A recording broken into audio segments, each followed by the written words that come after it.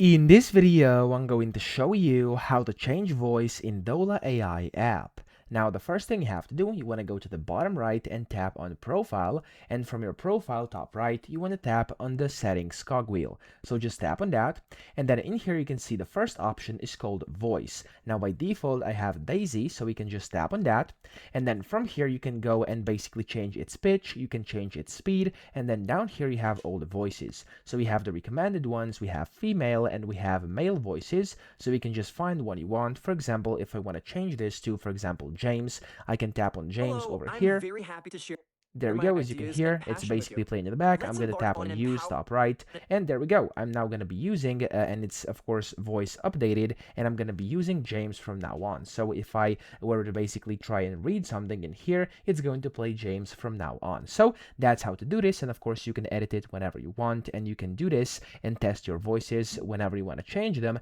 in here inside the settings. So I hope this video helped you out. If it did, please subscribe to the channel and help me out as well.